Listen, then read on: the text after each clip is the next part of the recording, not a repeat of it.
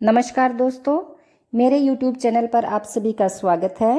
निर्मला मुंशी प्रेमचंद द्वारा रचित एक प्रसिद्ध हिंदी उपन्यास है। इस उपन्यास की कथा का केंद्र और मुख्य पात्र निर्मला नाम की 15 वर्षीय सुंदर और सुशील लड़की है। निर्मला का विवाह एक अधेड़ उम्र के व्यक्ति से कर दिया जाता है, जिसके पूर्व पत्नी से 3 बेटे हैं। दहेज प्रथा और अनमेल विवाह को आधार बनाकर इस उपन्यास का लेखन किया गया है। तो चलिए शुरू करते हैं। निर्मला उपन्यास भाग 2। बाबू उदय भानुलाल का मकान बाजार बना हुआ है। बरामदे में सुनार के हथौड़े और कमरे में दर्जी की सुइयां चल रही हैं। सामने नीम के नीचे बढ़ई चारपाइयाँ बना रहा है। खपरेल में हलवाई के लिए भट्ठा खोदा गया है। मेहमानों के लिए अलग एक मकान ठीक किया गया है। यह प्रबंध किया जा रहा है कि हर एक मेहमान के लिए एक एक चारपाई, एक एक कुर्सी और एक एक मेज़ हो। हर 3 मेहमानों के लिए एक एक कहार रखने की तजवीज़ हो रही है। अभी बारात आने में 1 महीने की देर है, लेकिन तैयारियां अभी से हो रही हैं। बारातियों का ऐसा सत्कार किया जाए कि किसी को जबान हिलाने का मौका न मिले। वे लोग भी याद करें कि किसी के यहाँ बारात में गए थे। पूरा मकान बर्तनों से भरा हुआ है। चाय के सेट हैं, नाश्ते की तश्तरियाँ, थाल, लोटे, गिलास। जो लोग नित्य खाट पर पड़े हुक्का पीते रहते थे, बड़ी तत्परता से काम में लगे हुए हैं। अपनी उपयोगिता सिद्ध करने का ऐसा अच्छा अवसर उन्हें फिर बहुत दिनों के बाद मिलेगा। जहाँ एक आदमी को जाना होता है, 5 दौड़ते हैं। काम कम होता है, हुल्लड़ अधिक। जरा जरा सी बात पर घंटों तर्क वितर्क होता है और अंत में वकील साहब को आकर निर्णय करना पड़ता है। एक कहता है यह घी खराब है, दूसरा कहता है इससे अच्छा तो बाजार में मिल जाए तो टांग की राह से निकल जाऊं। तीसरा कहता है इसमें तो हीक आती है। चौथा कहता है तुम्हारी नाक ही सड़ गई है, तुम क्या जानो घी किसे कहते हैं। जब से यहाँ आए हो घी मिलने लगा है, नहीं तो घी के दर्शन भी न होते थे। इस पर तकरार बढ़ जाती है और वकील साहब को झगड़ा चुकाना पड़ता है। रात के 9 बजे थे। उदय भानुलाल अंदर बैठे हुए खर्च का तखमीना लगा रहे थे। वह प्राय रोज ही तखमीना लगाते रहते थे, पर रोज ही उसमें कुछ न कुछ परिवर्तन और परिवर्धन करना पड़ता था। सामने कल्याणी भौहें सिकोड़े हुए खड़ी थी।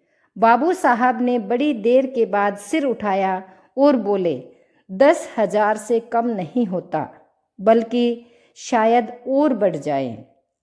कल्याणी 10 दिन में 5 से 10,000 हुए, 1 महीने में तो शायद 1 लाख की नौबत आ जाएगी।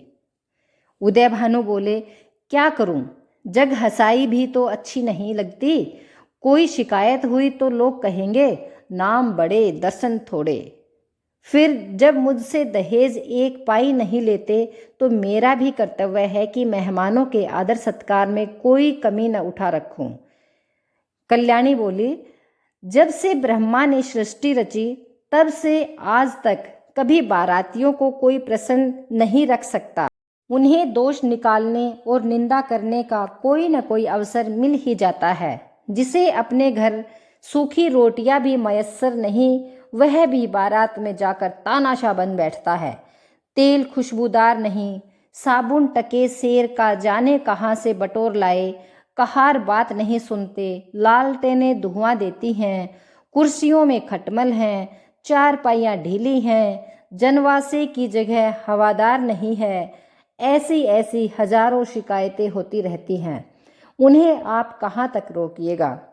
अगर यह मौका न मिला तो और कोई ऐब निकाल लिए जाएंगे। भाई यह तेल तो रंडियों के लगाने लायक है, हमें तो सादा तेल चाहिए। जनाब ने यह साबुन नहीं भेजा है, अपनी अमीरी की शान दिखाई है, मानो हमने साबुन देखा ही नहीं। ये कहार नहीं यमदूत हैं, जब देखिए सिर पर सवार। लालटेनें ऐसी भेजी हैं कि आंखें चमकने लगती हैं। अगर 10-5 दिन इस रोशनी में बैठना पड़े तो आंखें ही फूट जाएं। जनवासा क्या है, अभागे का भाग्य है। जिस पर चारों तरफ से झोंके आते रहते हैं। मैं तो फिर यही कहूँगी कि बारातियों के नखरों का विचार ही छोड़ दो। उदय भानु बोले, तो आखिर तुम मुझे क्या करने को कहती हो? कल्याणी ने कहा, कह तो रही हूँ, पक्का इरादा कर लो कि मैं 5,000 से अधिक न खर्च करूँगा। घर में तो टका है नहीं, कर्ज ही का भरोसा ठहरा, तो इतना कर्ज क्यों ले कि जिंदगी में अदा ही न हो। आखिर मेरे और बच्चे भी तो हैं, उनके लिए भी तो कुछ चाहिए। उदय भानु ने कहा, तो आज मैं मरा जाता हूँ। कल्याणी बोली, जीने मरने का हाल कोई नहीं जानता, इसमें बिगड़ने की तो कोई बात नहीं। मरना एक दिन सभी को है, कोई यहाँ अमर होकर थोड़े ही आया है। आंखें बंद कर लेने से तो होने वाली बात न टलेगी। रोज आंखों देखती हूँ, बाप का देहांत हो जाता है और उसके बच्चे गली गली ठोकरे खाते फिरते हैं। आदमी ऐसा काम ही क्यों करे? उदय भानु ने जल कर कहा, जो अब समझ लूं कि मेरे मरने के दिन निकट आ गए हैं। यही तुम्हारी भविष्यवाणी है। सुहाग से स्त्रियों का जी उबते नहीं सुना था, आज यह नई बात मालूम हुई। रंडापे में भी कोई सुख होगा ही। कल्याणी बोली, तुमसे दुनिया की कोई बात कही जाती है तो जहर उगलने लगते हो, इसलिए न कि जानते हो इसे कहीं टिकना नहीं है। मेरी ही रोटियों पर पड़ी हुई है या और कुछ। जहाँ कोई बात कही बस सिर हो गए। मानो मैं घर की लौंडी हूँ, मेरा केवल रोटी और कपड़े का नाता है। जितना ही मैं दबती हूँ तुम और भी दबाते हो। मुफ्त खोर माल उड़ाए, कोई मुंह न खोले। शराब कबाब में रुपए लुटे, कोई जबान न हिलाए। वे सारे कांटे मेरे बच्चों ही के लिए तो बोए जा रहे हैं। उदय भानुलाल ने कहा, तो मैं क्या तुम्हारा गुलाम हूँ? कल्याणी बोली, तो क्या मैं तुम्हारी लौंडी हूँ? उदय भानुलाल, ऐसे मर्द और होंगे जो औरतों के इशारों पर नाचते हैं। कल्याणी बोलती है, तो ऐसे स्त्रियां भी होंगी जो मर्दों की जूतियां सहा करती हैं। उदय भानुलाल ने कहा, मैं कमा कर लाता हूँ, जैसे चाहूँ खर्च कर सकता हूँ, किसी को बोलने का अधिकार नहीं। कल्याणी बोली, तो आप अपना घर संभालिए। ऐसे घर को मेरा दूर से ही सलाम है, जहाँ मेरी कोई पूछ नहीं। घर में तुम्हारा जितना अधिकार है उतना ही मेरा भी, इससे जो भर भी कम नहीं। अगर तुम अपने मन के राजा हो तो मैं भी अपने मन की रानी हूँ। तुम्हारा घर तुम्हें मुबारक रहे। मेरे लिए पेट की रोटियों की कमी नहीं है। तुम्हारे बच्चे हैं, मारो या जिलाओ, न आँखों से देखूंगी न पीड़ा होगी। आंखें फूटी, पीर गई। उदय भानु ने कहा, क्या तुम समझती हो कि तुम न संभालोगी तो मेरा घर ही न संभलेगा? मैं अकेले ऐसे ऐसे 10 घर संभाल सकता हूँ। कल्याणी बोली, कौन? अगर आज के महीने दिन मिट्टी में न मिल जाए तो कहना कोई कहती थी। यह कहते कहते कल्याणी का चेहरा तमतमा उठा। वह झमक कर उठी और कमरे के द्वार की ओर चली। वकील साहब मुकदमे में तो खूब मीन मेख निकालते थे, लेकिन स्त्रियों के स्वभाव का उन्हें कुछ यूं ही सा ज्ञान था। यही एक ऐसी विद्या है जिसमें आदमी बूढ़ा होने पर भी कोरा रह जाता है। अगर वे अब भी नरम पड़ जाते तो कल्याणी का हाथ पकड़कर बिठा लेते तो शायद वह रुक जाती, लेकिन आपसे यह तो हो न सका। उल्टे चलते चलते एक और चरका दिया। बोल, मैके का घमंड होगा। कल्याणी ने द्वार पर रुककर पति की ओर लाल लाल नेत्रों से देखा और बिफर कर बोली, मैके वाले मेरे तकदीर के साथी नहीं हैं और न मैं इतनी नीच हूं कि उनकी रोटियों पर जा पड़ूं। उदय भानु बोले, तब कहाँ जा रही हो? कल्याणी, तुम यह पूछने वाले कौन होते हो? ईश्वर की सृष्टि में असंख्य प्राणियों के लिए जगह है, यहाँ मेरे लिए जगह नहीं है। यह कहकर कल्याणी कमरे के बाहर निकल गई। आंगन में आकर उसने एक बार आकाश की ओर देखा। मानो तारागण को साक्षी दे रही हो कि मैं इस घर में कितनी निर्दयता से निकाली जा रही हूँ। रात के 11 बज गए। घर में सन्नाटा छा गया। दोनों बेटों की चारपाई उसी के कमरे में रहती थी। वह अपने कमरे में आई, देखा चंद्रभानु सोया है। सबसे छोटा सूर्य भानु चारपाई पर उठ बैठा है। माता को देखते ही बोला, तुम कहाँ गई थी अम्मा? कल्याणी दूर से ही खड़े खड़े बोली, कहीं तो नहीं बेटा, तुम्हारे बाबूजी के पास गई थी। सूर्य, तुम तली दई, मुझे अकेले डर लगता था। तुम क्यों तली दई थी, बताओ। यह कहकर बच्चे ने गोद में चढ़ने के लिए दोनों हाथ फैला दिए। कल्याणी अब अपने को न रोक सकी। मातृ स्नेह के सुधा प्रवाह से उसका संतप्त हृदय परिप्लावित हो गया। हृदय के कोमल पौधे जो क्रोध के ताप से मुरझा गए थे, फिर हरे हो गए। आंखें सजल हो गई। उसने बच्चे को गोद में उठा लिया और छाती से लगाकर बोली, तुमने पुकार क्यों न लिया बेटा? सूर्य तुतलाता है, पुतालता तो था, तुम तुनती ही न थी। बताओ, अब तो कभी न दाओगी? कल्याणी ने कहा, नहीं भैया, अब नहीं जाऊंगी। यह कहकर कल्याणी सूर्य भानु को लेकर चारपाई पर लेटी। माँ के हृदय से लिपटते ही बालक निशंक हो सो गया। कल्याणी के मन में संकल्प विकल्प होने लगे। पति की बातें याद आती तो मन होता घर को तिलांजलि देकर चली जाऊं, लेकिन बच्चों का मुंह देखती तो वात्सल्य से चित्त गदगद हो जाता। बच्चों को किस पर छोड़कर जाऊं? मेरे इन लालों को कौन पालेगा? ये किसके होकर रहेंगे?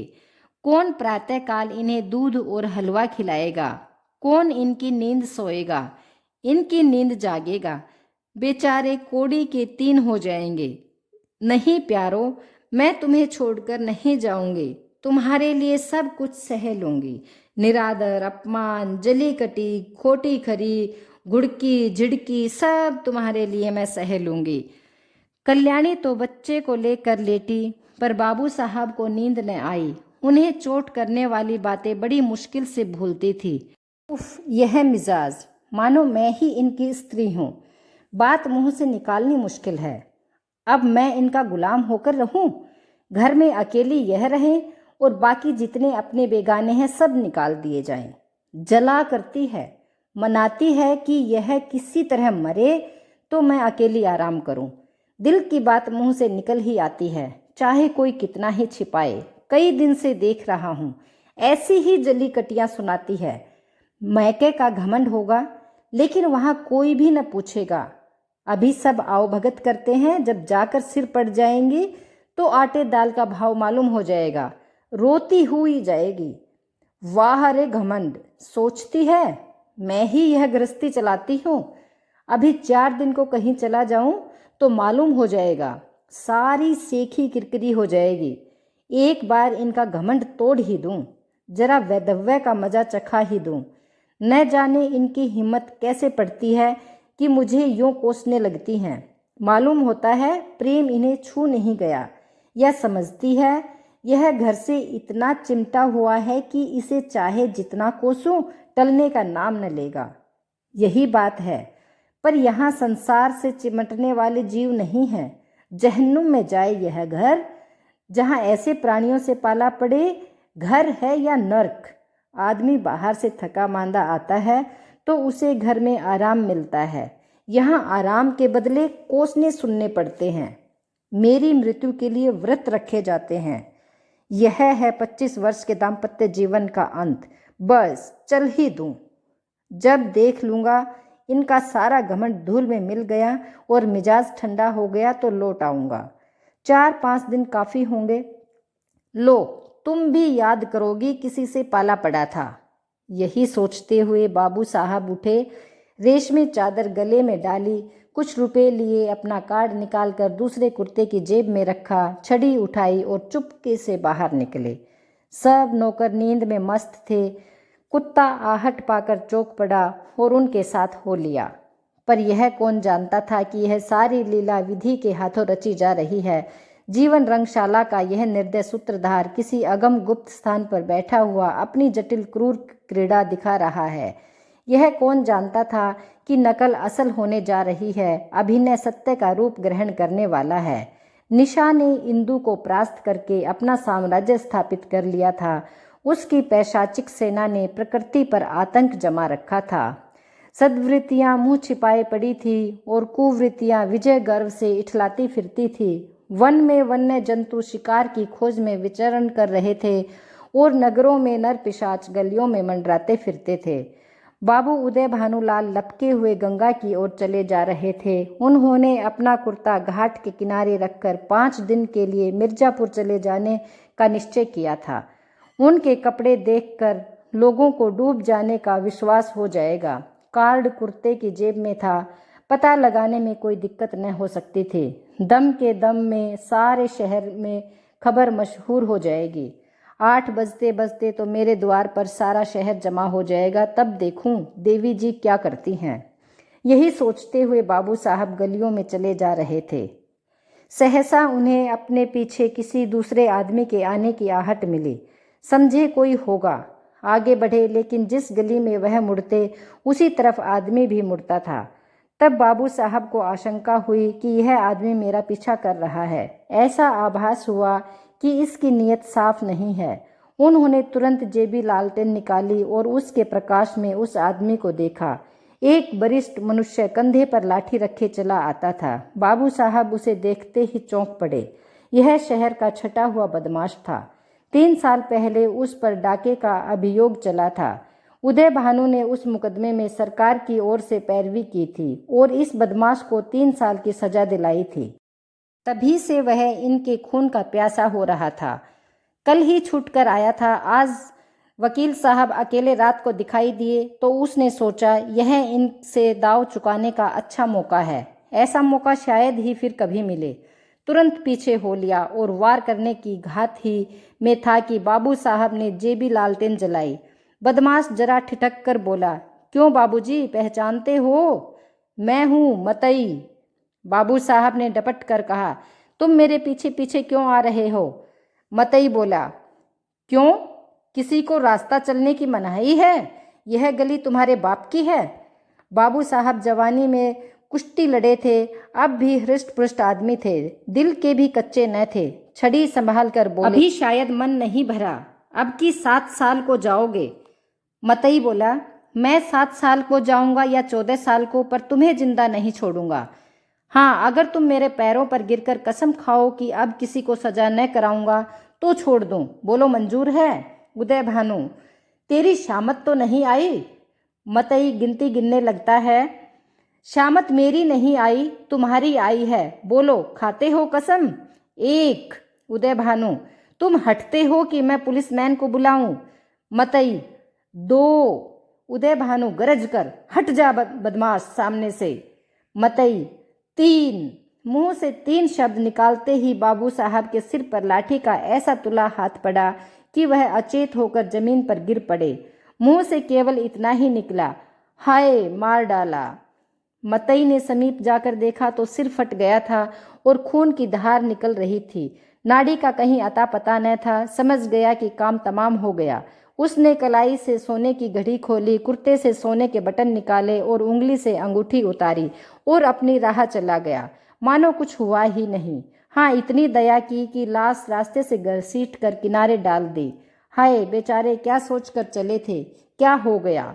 जीवन तुमसे ज्यादा आसार भी दुनिया में कोई वस्तु है क्या? वह उस दीपक की भांति ही क्षण भंगुर नहीं है जो हवा के एक झोंके से बुझ जाता है। पानी के एक बुलबुले को देखते हो, लेकिन उसे टूटते भी कुछ देर लगती है।